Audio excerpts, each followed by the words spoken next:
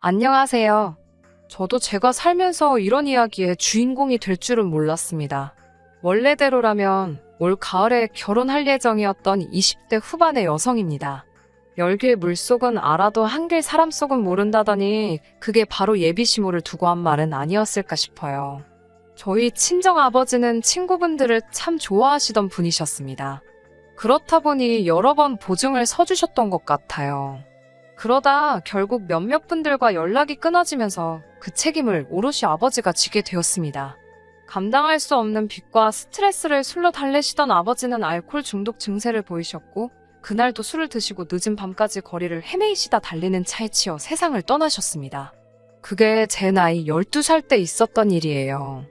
그 이후로 저와 어머니는 외할머니 댁으로 가야만 했어요. 외할머니는 당시 원래 저희가 살던 동네에서 1시간쯤 떨어진 곳에 살고 계셨어요. 시장에서 반찬 가게를 하셨는데 나이가 드시면서 입맛이 변한 건지 예전만 못하다고 들었습니다. 외할머니는 어머니에게 네가 날 좀 도우면서 있으면 되지 않겠냐 하셨고 그렇게 어머니도 외할머니의 가게 일에 동참하시게 되었습니다. 그렇게 2년 정도 할머니와 같이 일을 하시는 동안 어머니는 본인이 음식 솜씨가 있다는 확신을 가지셨다고 해요. 처음에는 시장 보러 나왔다가 한두 팩씩 사가던 손님들이 대부분이었지만 나중에는 지방으로 택배도 보내게 되었거든요. 하지만 제가 중학교에 입학한 직후 외할머니가 지병으로 쓰러지시면서 다시 한번 저희 모녀의 인생에는 먹구름이 드리워졌습니다. 외할머니는 오래 버티시지 못하시고 돌아가셨어요. 어머니는 너무나 힘들어하셨지만 동시에 이제 또 어떻게 먹고 살아야 할지 고민하시는 눈치였습니다. 저는 어머니께 반찬 가게 말고 식당을 하시는 건 어떻겠냐고 물었습니다.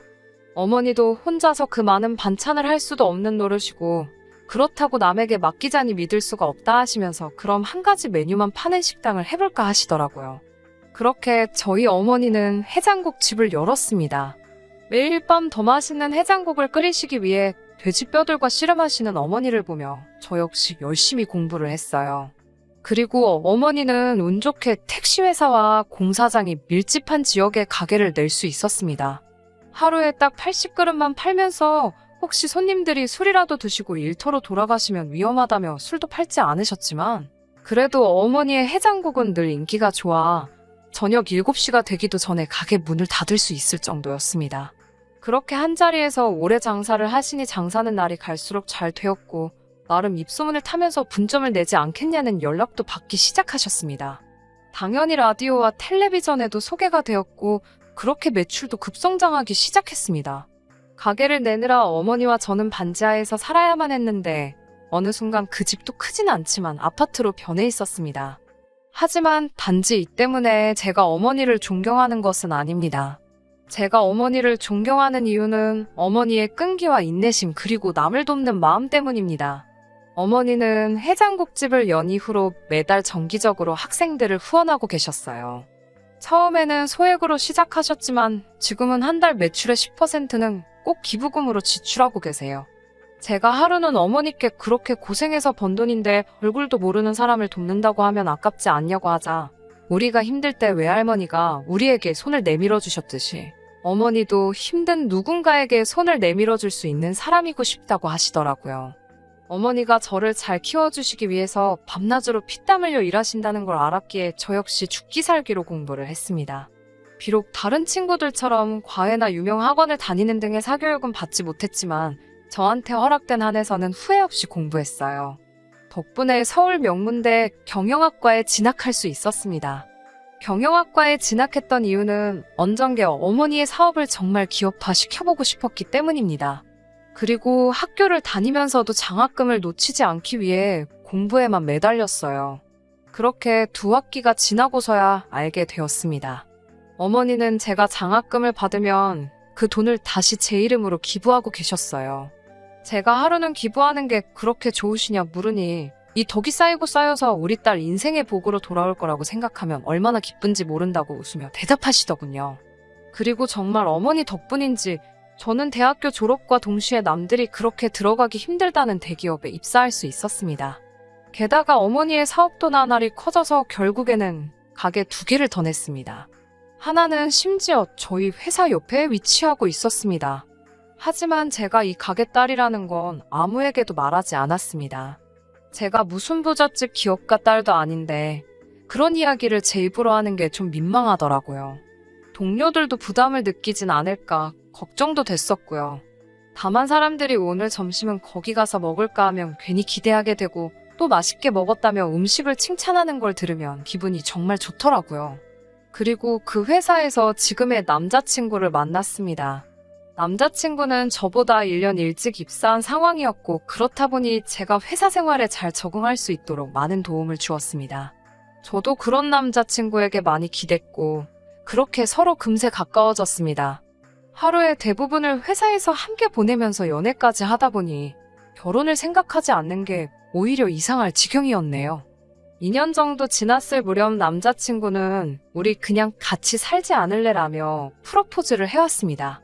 어머니는 이미 제가 만나는 사람이 있다는 건 알고 계셨기에 제가 프로포즈를 받았다고 했을 때 정말 좋아하셨습니다.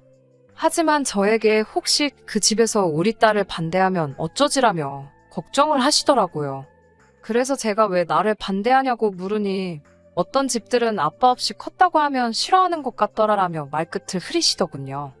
아빠가 없는데도 아빠 있는 친구들보다 더 멋있게 컸는데 그럼 오히려 더 좋아하셔야 하는 거 아니냐며 제가 신경 쓰지 마시라고 말씀드렸어요. 어머니는 나는 우리 딸이 어딜 가든 사랑받는 사람이면 좋겠다며 좋은 남자 만나서 시부모님 사랑 듬뿍 받고 살아야 된다고 하시더군요. 저는 어머니께 정확히 기억은 안 나는데 남자친구네 부모님도 기부도 많이 하시고 어려운 사람도 돕고 하시는 좋은 분들이라고 했던 것 같으니까 걱정하지 마시라고 했어요. 인사 잘 드리고 오겠다고요. 어머니의 걱정을 뒤로하고 저는 과일 바구니와 꽃을 사들고 시댁에 갔습니다. 그동안 남자친구의 씀씀이나 하고 다니는 모습을 통해 어느 정도 사는지 봐드리라는 건 짐작하고 있었는데 역시나 중산층 이상은 되는 것 같았어요. 집에 들어서니 예비시모가 반갑게 맞아주셨습니다. 처음에는 분위기가 괜찮았어요. 하지만 아버지가 어렸을 때 돌아가셔서 어머니와 단 둘이 살았다고 하니 시모 안색이 싹 바뀌었습니다. 그럼 먹고 사는 건 어떻게 해결했냐고 해서 어머니가 작은 식당을 하셨다고 했습니다. 여전히 예비시모의 표정은 좋지 않았습니다.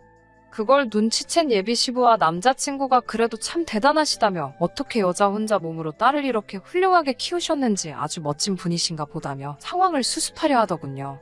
하지만 예비시모는 계속해서 여자 혼자서 키웠는지 누가 도와줬는지는 아무도 모를 일 아니냐며 묘하게 저희 친정어머니를 깎아내리듯 말씀을 하셨습니다. 저는 저희 어머니는 남에게 아쉬운 소리 한 적 없이 혼자 힘으로 저를 키우신 게 맞다고 정중하게 다시 한번 말씀드렸어요. 그러자 예비시모가 절 노려보더군요. 집으로 돌아와서 이 결혼을 하는 게 맞나 싶은 생각이 들었습니다. 하지만 친정어머니께 오늘 무슨 일이 있었는지 말씀을 드리면 괜히 더 걱정하시고 속만 상해하실 것 같아서 아무 말도 하지 않았습니다. 그저 예쁘게 잘 봐주셨고 식사 맛있게 하고 왔다 이렇게만 알려드렸습니다. 그리고 얼마 뒤 서울 모 한정식 집에서 상견례를 하게 되었습니다. 자리에 도착하니 예비시부와 남자친구는 와 있었는데 예비시모는 아직이더라고요. 어디 가셨냐고 물으니까 남자친구도 모르겠다면서 초조해하고 있었어요. 그리고 상견례를 시작하기로 했던 시간보다 10분 정도 지났을 무렵 예비시모가 도착했습니다. 예비시모는 장소를 누가 골랐냐면서 자기는 강남밖에 몰라서 한참 헤맸다며 짜증 섞인 불만을 토해냈어요.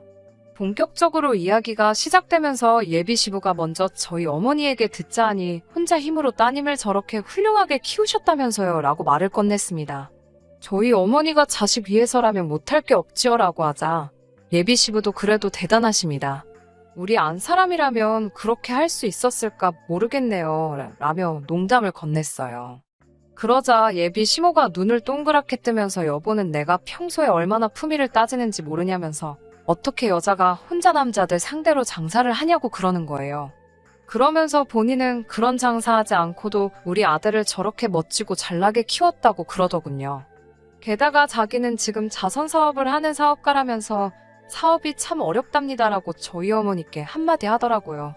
일개 장사랑은 수준이 다르지요라고 덧붙이면서요. 예비 시모가 한마디 한마디 할 때마다 예비 시부와 남편이 어쩔 줄 몰라 하더니 급기야 남편이 엄마 왜 그러냐면서 그만하시라고 한마디 하더라고요. 그러자 예비 시모가 넌 내가 없는 말을 한 것도 아닌데 뭘 그렇게 절절매냐면서 평소에 너 우리 아들한테 짜증을 혹시 많이 부리니? 라고 물으시는 거예요. 제가 아니라고 대답하려고 하는데 그럴 틈도 없이 또 하신다는 말씀이 원래 사랑을 많이 못 받고 자라면 애들이 좀 예민하다고 하더라고요 라면서 저희 어머니께 한마디 하는 게 아니겠어요. 저는 도무지 이 상황이 이해가 안 돼서 혹시 제가 마음에 안 드시냐고 물었습니다. 그러자 테이블 밑으로 저희 어머니가 제 손을 꼭 잡으면서 괜찮다는 신호를 보내셨어요. 본인은 괜찮으니까 시모될 분에게 밉보이지 말라는 말씀이셨죠. 예비 시모가 너 지금 뭐라고 했냐고 한마디 하려는 찰나에 예비 시부와 남자친구가 다들 그만하라면서 예비 시모에게 당신답지 않게 오늘 말을 왜 그렇게 막 하냐고 한마디 하시더군요. 그러자 예비 시모도 입을 삐죽거리면서 아들이 장가간다니까 서운해서 그런가 보죠라고 꼬리를 내리더라고요. 그렇게 밥이 코로 넘어가는지 목구멍으로 넘어가는지도 모르게 먹으며 상견례 자리를 마치고 집으로 돌아왔어요. 제 기분이 상한 것보다 어머니가 상처받지 않으셨을지 많이 걱정이 되더라고요. 하지만 어머니는 예비 시모도 소중하게 키운 아들이 남주기 아까워서 그러는 걸 거라며 이해하라고 오히려 저를 달래주셨습니다. 다들 자기 눈에는 자기 자식이 최고라서 그런 거라고요. 그리고 이튿날 회사에서 한참 일을 하고 있는데 모르는 번호로 전화가 걸려왔습니다. 받아보니 예비 시모더라고요. 지금 회사 앞 카페에 와 있으니 잠깐 나와보라고 하셨습니다. 30분 있으면 회의란 마음은 급한데 남자친구도 안 보이고 어쩔 수 없이 얼른 인사만이라도 드리고 와야겠다 싶어서 카페로 향했어요. 카페에 도착하니 예비 시모가 내가 전화한 지가 언젠데 이제서야 오냐면서 바로 짜증을 내더라고요. 그러더니 가방에서 종이 한 장을 꺼내 제 앞에 들이밀었습니다. 이게 뭐냐고 물으니 보면 모르냐면서 우리 아들이랑 결혼할 거면 이 정도는 해오라고 하시는 거예요. 제가 이런 건 상견례 자리에서 이야기하셨으면 좋았을 텐데 왜 이렇게 따로 주시는 거냐고 물었습니다. 그러자 너도 알다시피 우리 집 남자들이 물러 빠져서 내가 이렇게 따로 챙기는 거라고 하셨습니다. 그러면서 너도 보면 알겠지만 내가 그래도 너 없는 집 딸이라는 걸 알기 때문에 줄이고 줄였으니까 이것도 못할 것 같으면 그냥 우리 아들 옆에서 떨어지라고 하시더군요. 저는 당장이라도 알겠습니다. 이 결혼 그냥 안 하겠습니다 하려다가 그래도 남자친구한테 자기 어머니가 어떤 사람인지는 알려야겠다 싶어서 일단 알겠다고 하고 종이를 챙겼습니다. 예비 시모는 저에게 행여나 자기 아들한테 말할 생각이면 꿈도 꾸지 말라고 그런 소리 해봤자 걔가 지 엄마를 믿지 널 믿겠냐면서요. 그날 밤 어떻게 하면 좋을지 밤새 고민을 하고 있으니 어머니가 무슨 일이 있었냐며 저에게 솔직히 털어놓아 보라고 하시더군요. 어머니를 걱정시키는 것은 죽기보다 싫었지만 그래도 이 상황을 어떻게 현명하게 해결해 나가는 게 좋을지 모르겠기에 결국 사실대로 털어놓고 말았습니다. 단지 제가 아버지 없이 자랐다는 이유로 왜 이렇게 많은 걸 요구당해야 하는지 모르겠다는 것과 이렇게 하는 결혼이라면 하고 싶지 않다고 했어요. 묵묵히 들어주시던 어머니는 결국 눈물을 보이시며 아무리 부족함 없이 키운다고 노력을 했는데도 이렇게 저를 힘들게 한다면서 어미로서 미안하다고 사과를 하시는 거예요. 그러면서 돈이라면 걱정하지 말고 사랑하는 사람과 결혼 준비를 하라고 하셨습니다. 어머니가 해줄 수 있는 거라면 얼마든지 해주시겠다고요. 그런데 그런 어머니의 모습을 보니 정신이 확 들었습니다. 저는 결국 남자친구에게 연락해 결혼 이야기는 없었던 걸로 하자고 했어요. 당연히 아무것도 몰랐던 남자친구는 갑자기 왜 그러냐며 난리가 났고 저는 예비 시모와 있었던 일을 다 들려주었습니다. 그러자 남자친구는 자기 어머니가 그런 사람인 줄 정말 몰랐다면서 필요하다면 몇 번이고 우리 어머니께 사과를 드리고 자리를 만들어준다면 예비 시모도 저희 어머니께 사과하도록 하겠다고 하더라고요. 그렇게 다시 한번 양가 어른들이 모이는 자리가 성사되었습니다. 예비 시모는 누가 봐도 오기 싫은 자리에 억지로 끌려 나온 티가 역력했어요. 저를 보더니 그렇게 입이 싼 줄은 또 몰랐다면서 혀를 차다가 남자친구가 오니까 언제 그랬냐는 듯이 딴청을 피우시는 걸 보고는 아 역시 기대한 내가 잘못이지 싶었습니다. 하지만 저희 어머니까지 계신 자리에서 없던 일로 하고 집에 가자고는 할 수가 없었고 저희 어머니라도 사과를 받을 수 있으면 좋겠다 싶어서 꾹 참고만 있었네요. 이윽고 식사가 하나씩 준비되면서 양쪽에서 이야기가 오가기 시작했습니다. 예비 시모는 아무래도 자기가 사업을 하다 보니 매사에 샘을 하게 된다면서 저희더러 이해해 달라고 하더군요. 잘 키운 아들을 헐값에 넘기는 것 같아서 기분이 별로였다나요. 아들이 물건도 아니고 어떻게 저런 식으로 표현을 하는지 이미 그것만으로도 어이가 없었습니다. 그러면서 저희 어머니께 한다는 소리가 그 정도 혼수해서 시집 보내도 손해는 아니지 않냐며 빈정거리는 거예요. 이 정도면 남는 장사 아니냐고요. 저희 어머니는 계속 가만히 듣고 계시다가 지금 자선사업을 하고 계시다고 하셨냐며 예비시모에게 물으시더군요. 예비시모가 그건 그런데 갑자기 그걸 왜 물으시냐 하니 거기에 매년 5천만 원씩 기부하는 익명의 기부자가 있지 않냐고 물으시는 거예요. 저는 그 말을 듣는 순간 번쩍 정신이 들었습니다. 저희 어머니는 매달 기부하시는 외에도 연말에 기부를 하시는 곳이 있었는데 생각해보니 그 단체 이름이 바로 예비시모가 운영하는 곳과 일치하다는 게 기억이 난 거예요. 예비시모는 그런 것도 모르고 저희 어머니께 그건 어떻게 아셨냐고 놀라워하며 물었고 저희 어머니는 지그시 웃으시면서 이제 그 기부는 오늘부로 끝이네요 라고 말씀하셨어요. 예비시모가 그게 도대체 무슨 소리냐고 묻다가 아차 싶은 표정으로 혹시 그분을 아시냐고 물어왔습니다. 저희 어머니는 알고 말고요. 그게 저니까요 라고 대답하셨어요. 그러자 예비시부와 남자친구가 예비시모를 한심하다는 듯이 쳐다보더니 저희 어머니께 자기네가 큰 실례를 범했다며 한 번만 너그럽게 이해해 주시면 안 되겠냐고 묻더라고요. 평생을 아들 하나만 보고 살아온 사람이라 사리분별을 못했다면서요. 저희 어머니는 저도 여자 혼자 몸으로 딸 하나만 바라보고 살아왔는데 그 마음이야 모르겠냐마는 그렇게 남의 가슴에 대못 받고 상처 주는 집에 시집은 못 보내겠다고 딱 잘라 말씀하시더라고요. 그러면서 물론 그런 분과 사업도 같이 못한다고 덧붙이셨고요. 그제서야 예비시모는 상황이 단단히 잘못되었다는 걸 알았는지 납작 엎드려서는 여사님 왜 그러시냐면서 자기가 잠깐 정신이 나갔던 것 같다고 쩔쩔매더라고요. 사실 올해는 저희 어머니가 해장국 가게를 운하신 지 10년이 되는 해였기 때문에 기부 액수도 크게 계획하고 계셨고 아마 자선단체도 이미 어느 정도 알고 그에 맞춰 계획을 세우고 있었을 거예요. 남자친구는 그 와중에 저더러 장모님 진짜 멋있으시다며 너스레를 떨더군요. 저는 장모님이라고 부르지 말라고 나는 너랑 결혼 못한다고 말했습니다. 그러자 남자친구가 만약에 예비시모 때문이라면 자기는 다시 안 보고 살아도 괜찮다고 자기도 너무 실망했다면서 제발 헤어지자는 소리만 하지 말라고 하더군요. 하지만 제가 어떻게 부모 자식 간에 연을 끊을 수 있겠어요. 두 사람이 안 보고 산다고 해도 제 마음이 편할 리 없었고 그런 죄책감을 가지고 살고 싶지도 않았습니다. 저는 미안하지만 우리는 인연이 아닌 것 같다고 그만하자고 말하며 어머니를 모시고 집으로 돌아왔어요. 그날 이후로도 한동안 남자친구에게선 끊임없이 연락이 왔고 회사에서도 공공연하게 저희에 대한 소문이 났지만 저는 개의치 않았습니다. 적어도 저는 떳떳했으니까요. 오히려 제가 있는 집 딸이라고 소문이 나서 난처했을 뿐입니다. 그런 와중에 며칠 전 저는 다른 회사에서 스카우트 제의가 들어왔고 저는 이직을 하게 되었습니다. 이직 전 일주일 정도 여유 시간이 생겨서 어머니랑 여행도 다녀오고 이렇게 제 사연도 털어놓을 기회가 생겼네요. 듣기로는 예비시모는 이 일로 인해서 자선단체 대표 자리도 내려놓아야 했고 기부자들 사이에서도 예비시모의 실체에 대한 소문이 나서 단체 자체가 지금 버티냐 못 버티냐 정도로 흔들리고 있다고 합니다. 다 자업자득이겠지요. 저는 당분간 어머니랑 시간을 보내며 저의 모든 것을 이해하고 품어줄 수 있는 상대를 만날 때까지 멋지게 살아보려고 합니다. 들어주셔서 감사하고 행복한 5월 되시길 바래요. 끝까지 들어주셔서 감사합니다. 오늘의 사연은 여기까지입니다.